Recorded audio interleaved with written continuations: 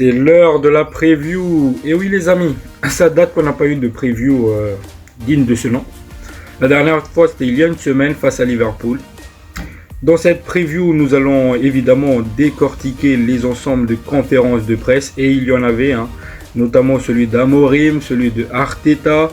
Et voilà, décortiquer mes attentes vis-à-vis du match.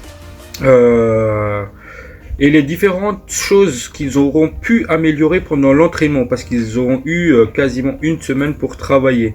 La dernière fois face à Liverpool, on a vu les résultats pour une semaine d'entraînement, et là ça fait encore une autre semaine d'entraînement, donc j'espère qu'on sera encore meilleur. Donc on verra ça. Sur ce, abonnez-vous, un petit like, un petit commentaire, ça fait toujours plaisir. Bon visionnage.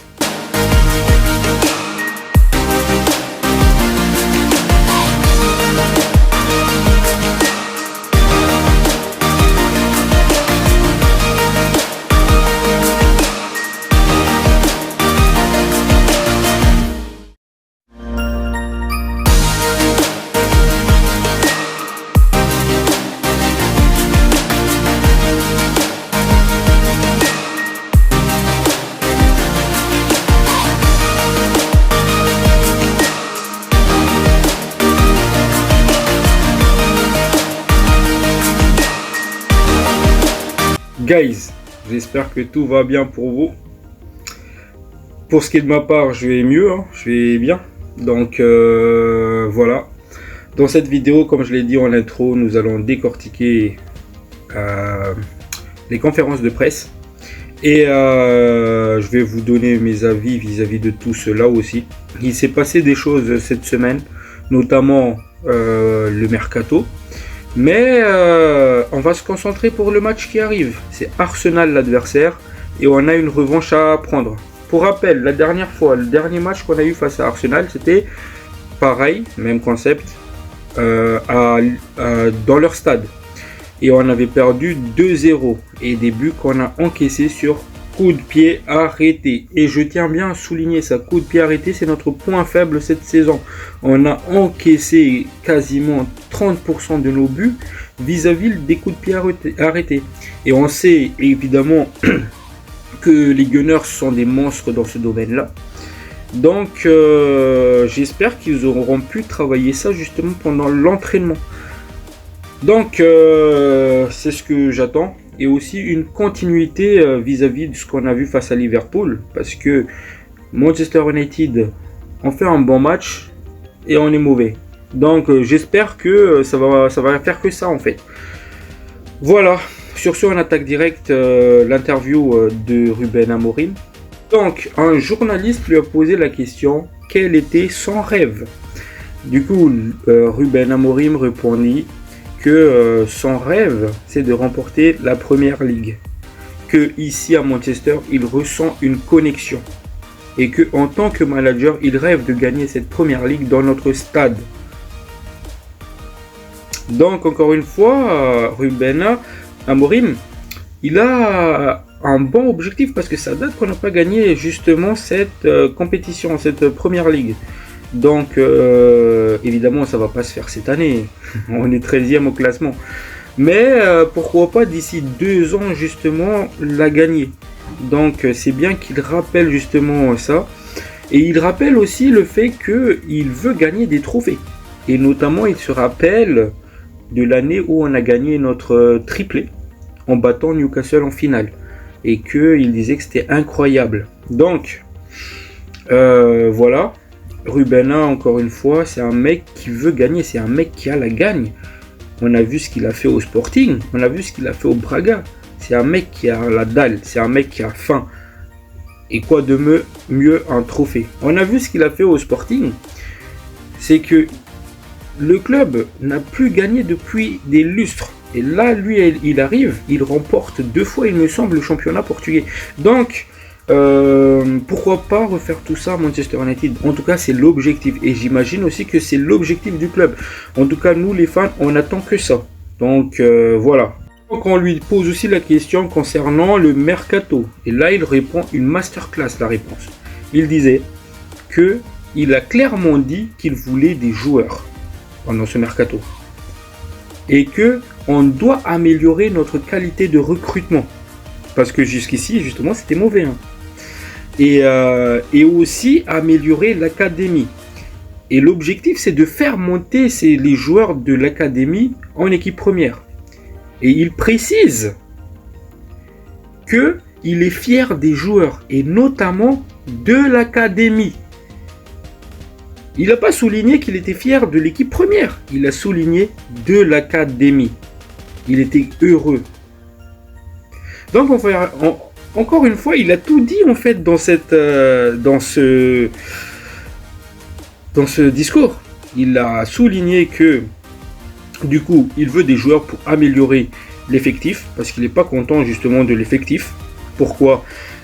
Parce qu'il y a des joueurs du coup qui ne vont pas. D'où le fait qu'il veut des 109. Il précisait aussi qu'on doit améliorer la qualité de recrutement. Jusqu'à présent, justement, la qualité de nos recrutements, il n'était pas au top. Il y a toujours des choses incompréhensibles. Par exemple, Zirkzee. Manchester United se rend compte que Zirkzee, c'est une erreur de casting. Mais pourquoi on est parti le chercher ? Vous devez savoir déjà ça en avance. Même moi, j'étais au courant. Il suffisait de regarder les matchs de Bologne à l'époque, ou bien taper sur YouTube le profil Zirkzee, et tu vois comment il joue. Et ça se voyait déjà que c'était un joueur qui n'était pas adapté à Manchester United, au rythme du Premier League. Et donc, comment ils ont fait nos recruteurs pour aller nous chercher Zirkzee ? Et là aussi, il a ajouté aussi que nous devons améliorer la qualité de l'académie. Ça veut dire plein de choses.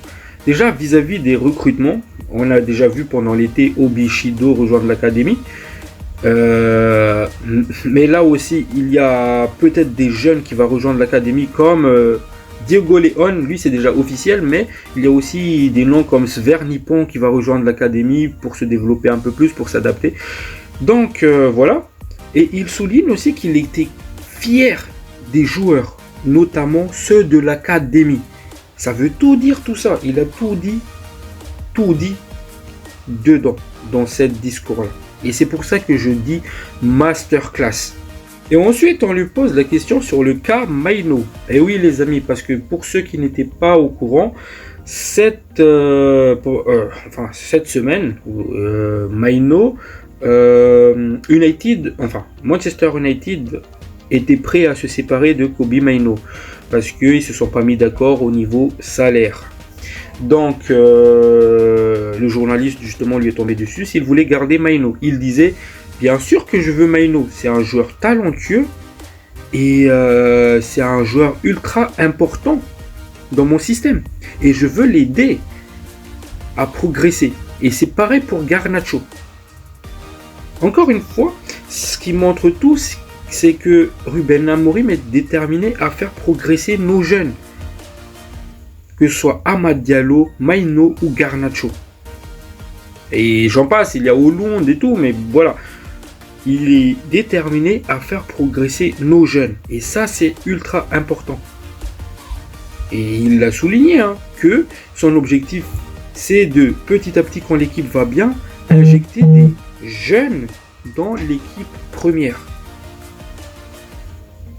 Donc voilà. Et on lui a posé la question justement pour le cas de Marcus Rashford. Il disait juste que nous allons voir ce qui se passera. Et il n'a rien ajouté d'autre. Donc voilà, pour moi Rashford c'est bon, c'est fini à Manchester. Parce que il n'est même pas dans le feuille de match des joueurs qui se sont déplacés à Londres pour affronter Arsenal. Donc voilà, je pense que c'est clair. C'est clair, Rashford et Manchester c'est fini. C'est l'heure de se dire adieu. Il est revenu sur le fait qu'il a fait des rotations. Il a expliqué qu'au jour d'aujourd'hui, il ne fait pas beaucoup de rotations. Il ne le fait plus. Enfin, il le fait, mais de temps en temps. Mais en fait, l'objectif des rotations qu'il avait fait, c'est de savoir quel type de joueurs nous avons.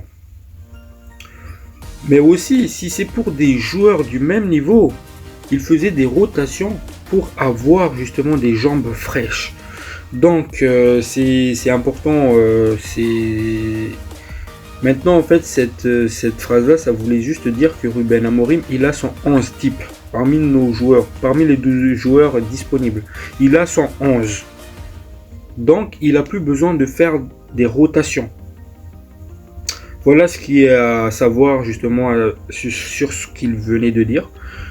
Il est revenu aussi sur le fait d'avoir plus de temps d'entraînement parce qu'ils ont eu le temps de travailler beaucoup de choses et qu'il espère que les joueurs comprennent de plus en plus la philosophie de jeu, les visions des coachs et que du coup ils ont eu le temps de travailler les coups de pied arrêtés qui est clairement notre point faible cette année.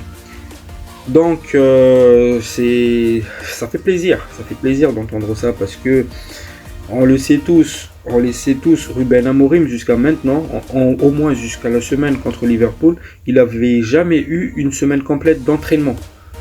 Mais là, avant Liverpool, il a eu sa semaine. On a vu les résultats justement dans le match face à Liverpool. Et là, il a encore eu sa semaine. Donc on espère encore voir du mieux. Et enfin, il a parlé de l'objectif justement, c'est de gagner ce match-là. Et il faut aligner la meilleure équipe possible pour le gagner. Donc voilà à peu près ce qui s'est passé dans l'interview de Amorim. Maintenant celui d'Arteta, justement, il disait qu'il connaissait bien Ruben Amorim au Portugal et qu'il sait que c'est un coach qui a des philosophies de jeu, des visions de jeu, et qu'il fallait s'y attendre à un match complètement différent de ce qu'il y avait justement à l'arrivée d'Amorim. Donc là, le match qui arrive, il y a forcément du nouveau, c'est ce qu'il disait. Donc c'est clairement que Arsenal aussi a préparé de son côté. Il faut savoir une chose, Arsenal ces derniers temps, ils n'y arrivent plus. Entre les matchs nuls qu'ils enchaînent, donc voilà, c'est un Arsenal qui est moins fort que l'Arsenal qu'on a affronté il y a moins d'1 mois. Donc voilà, il faut se dire les termes. Donc voilà. Maintenant nous allons parler des attentes dans ce match-là. Parce que moi, ce que j'attends dans ce match-là, c'est que on a travaillé les coups de pied arrêtés. Et justement, Ruben Amorim, il nous l'a confirmé. Il l'a confirmé en conférence de presse qu'ils l'ont travaillé, cette phase défensive, ce coup de pied arrêté.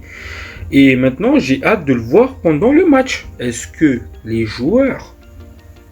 Parce que là, si on encaisse des buts sur coup de pied arrêté, là, c'est plus une faute de Ruben. Parce que Ruben Amorim, il a travaillé les coups de pied arrêtés. Mais maintenant, est-ce que les joueurs, ils savent l'appliquer? Donc, nous allons voir ça pendant le match.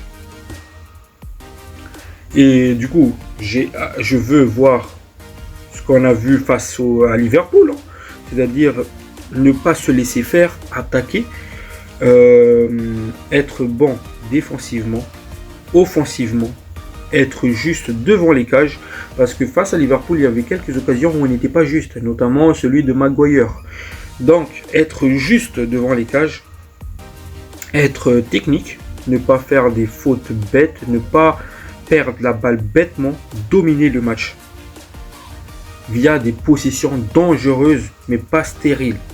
Je veux pas d'une possession passer des balles pour juste avoir la possession. Ça, c'est ce que j'appelle des possessions négatives, des possessions stériles. Là, il faut être dangereux. Je veux voir des appels de balles. Je veux voir des courses. Je veux voir un Bruno Fernandes sur sa continuité face à Liverpool. En fait, c'est valable pour tous les joueurs. Je pense, si on joue exactement de la même manière qu'on a joué face à Liverpool, on bat Arsenal. C'est une certitude. Maintenant, est-ce que les joueurs, ils vont se mettre encore au diapason? Est-ce que les joueurs, ils vont bien jouer? Parce que c'est ça le problème de nos joueurs, c'est qu'ils vont faire un match XXL histoire de se faire pardonner. Comme ça, les fans oublient un peu ce qui s'est passé avant. Ou bien est-ce qu'ils vont enfin continuer sur leur lancée? Dans la logique, on vient de faire un très très bon match nul face à Liverpool. Là, dans la logique, il faut gagner face à Arsenal. Donc voilà.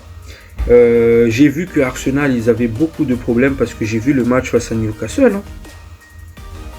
Arsenal, il n'arrive plus à cadrer. On a vu ça en Carabao face à Newcastle.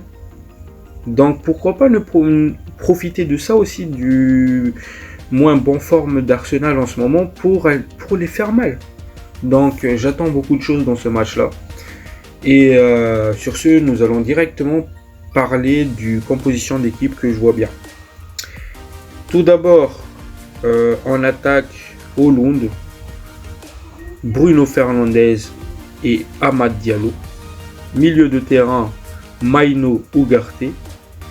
Les deux pistons, Diogo Dalot, sûrement, hein, ou bien Malacia aussi, parce qu'il disait deux joueurs du même niveau, il préfère la jambe fraîche. Donc je partirais plutôt sur du Malacia à gauche et Mazraoui à droite. Et en défenseur central, c'est Maguire, Leny Yoro et Lisandro Martinez, gardien de but, Licha. Pourquoi pas De Ligt? Parce que je pense qu'il est temps maintenant. De Ligt, il a fait un très mauvais match face à Liverpool. Il est temps, je pense, de le mettre sur le banc justement pour le punir en quelque sorte. Pour le faire réfléchir sur le mauvais comportement qu'il a eu pendant le match. Sa performance face à Liverpool, il faut justement le punir un tout petit peu. Voilà, je dis pas que c'est un mauvais joueur De Ligt, hein. Loin de là, mais c'est juste qu'il a fait beaucoup d'erreurs face à Liverpool et qu'il est temps de le sévir un petit peu, de le montrer, mec, voilà. Et Bayandir, pourquoi? Parce que Amorim, il disait pendant son interview justement que Bayandir allait être titulaire pendant ce match-là. Voilà. Et pronostic du match, je vois un... Si on est dans la même continuité face à du match contre Liverpool, je vois un 2-1 pour Manchester United. Voilà. Sur ce, prenez soin de vous. Ciao, ciao.